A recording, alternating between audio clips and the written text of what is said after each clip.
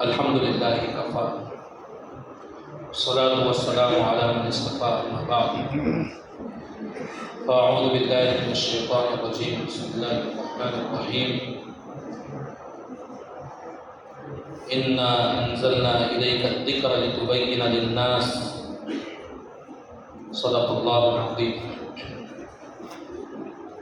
قابل احترام، لائق صد احترام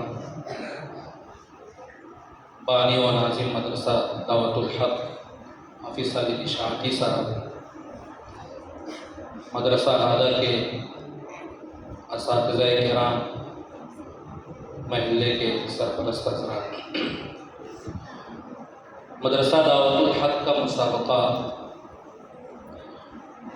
اپنے تسلسل کے ساتھ جاری ہے، اور یہ آج دوسرا دن ہے اور یہ دوسرا مسابقہ ہے جو مسجد سعد بن ابی وقاص میں منعقد ہوا۔ الحمدللہ یہ مسابقہ صبح سے جاری ہے، 3 نشستوں میں 4 فروعات ہوئی، آخری فرع میں شرکت کرنے کا موقع ملا، اور دلی اور قلبی تاثرات وہ آپ نے شہر کے معزز علماء کرام اور حکمین محترمین سے آپ نے سن ہی لیا۔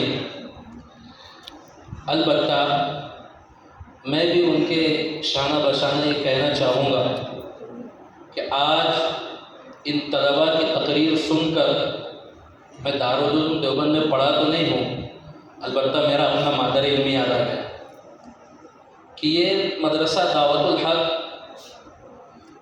چھوٹی سی جگہ میں بہت بڑے پیمانے پر چلا گیا۔ اس لیے کہا جاتا ہے کہ مدرسہ عمارت کا نام نہیں ہے، تعلیمی اور تربیتی مضبوطی کا نام ہے جو ہم مدرسہ دعوت الحق میں دیکھ رہے ہیں، اور ہم یہ دعا کرتے ہیں کہ اللہ تعالیٰ اس مدرسے کی تعلیمی اور تربیتی ترقی کے ساتھ اس کو تعمیراتی ترقیات سے بھی نوازے۔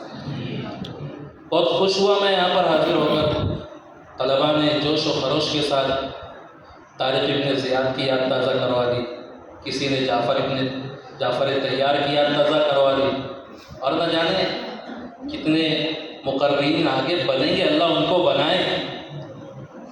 بہت اچھے انداز میں ماشاءاللہ انہوں نے تقریر پیش کی۔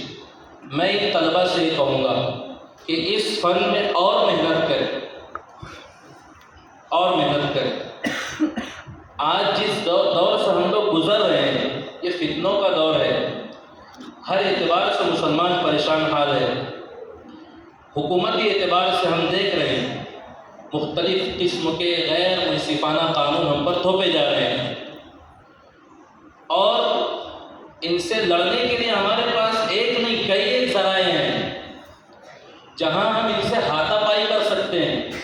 اس کی ضرورت نہیں ہوگی انشاءاللہ، لیکن ہم ان کی باتوں کا جواب اپنی قلم سے اور زور لسان سے دے سکتے ہیں۔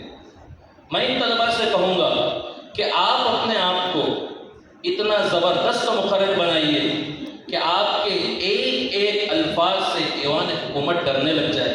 یہ آج کی ضروریات میں سے، ہم تقریر کو معمولی نہ سمجھیں۔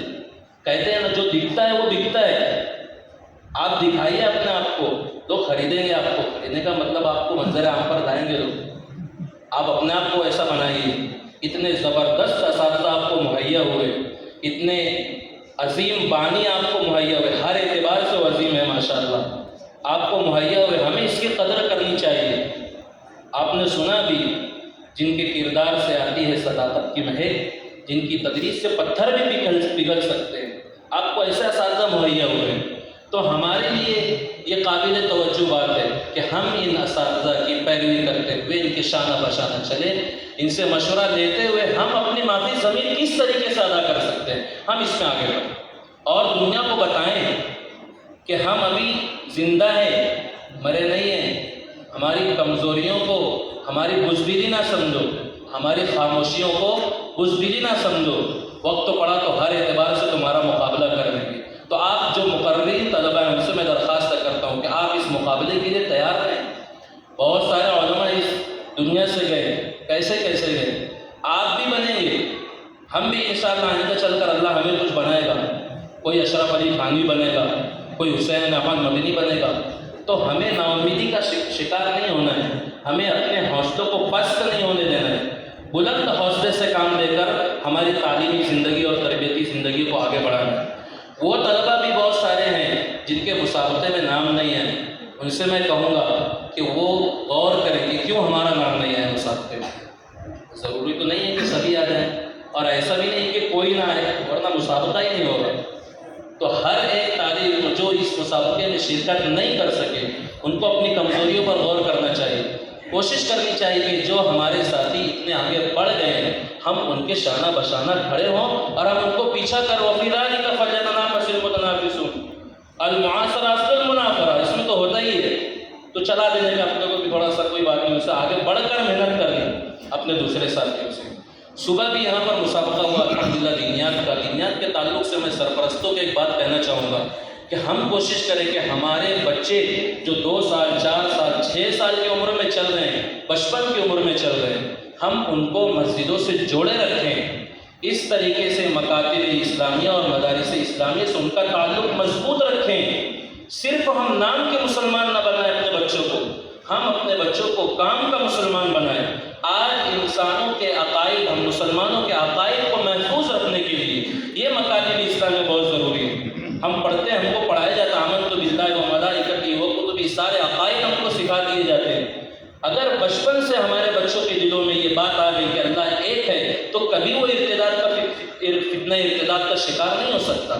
ہم دیکھ رہے ہیں ہمارے ملک میں کتنی بچیاں اور کتنے بچے ارتداد کے شکار ہو رہے ہیں، اسلام چھوڑ کر غیر مسلموں کے مذہب میں شامل ہو جا رہے ہیں۔ اس کی وجوہات میں سے ایک وجہ یہ بھی ہے کہ ہمارے بچے اور بچیاں، ہمارے سرپرست حضرات اپنے اولاد کی ٹھیک تربیت نہیں کرتے، ان کے اساتذہ کا ٹھیک انتخاب نہیں کرتے۔ ہمارے بچوں کو بھیجنا چاہیے مدارس میں اور مکاتب میں تاکہ ان کے دل میں یہ ایمان بس جائے۔ صرف زبان سے لا الہ الا اللہ کہہ دینا یہ کافی نہیں ہے، زبان پہ آ گیا لا الہ الا اللہ تو کیا حاصل، دل و نگاہ مسلمان نہیں تو کچھ بھی نہیں۔ ہمیں اس کی فکر کرنی چاہیے، اور وقت تو بہت ہو رہا ہے، بہت سارے لوگوں نے تاثرات پیش کیے، ہمارے اکابرین نے، ہم تو بس اپنا سبق سنا رہے تھے۔ میں مبارکباد پیش کرتا ہوں حافظ ساجد صاحب کو اور ان کے معلمین کو، ان طلباء کو جنہوں نے تقریر پیش کی، اور ان طلباء کو جنہوں نے تقریر نہیں پیش کی کہ آپ لوگ بھی محنت کریں اور آگے بڑھیں۔ ہمارے حکم اول نے کہا کہ میں ان کا تعلیمی امتحان تو دیتا رہا، آج میں نے تقریر میں بھی ان کو جانچ لیا، میرا بھی یہی تاثر ہے کہ میں نے بھی ان کا تعلیمی امتحان دیا، 2 مرتبہ لیا، بہت اچھے میرے تاثرات میں نے اچھے لکھے اس میں، اور الحمدللہ آج ان کی تقریر بھی سننے کا موقع ملا۔ اللہ تبارک و تعالیٰ اس ادارے کو دین دنیا اور چار چوکی ترقیات سے مالا مال فرمائے، خوب ترقیات سے نوازے، اور نظر بد سے اللہ تعالیٰ تمام لوگوں کی حفاظت فرمائے۔ وآخر دعوانا الحمدللہ۔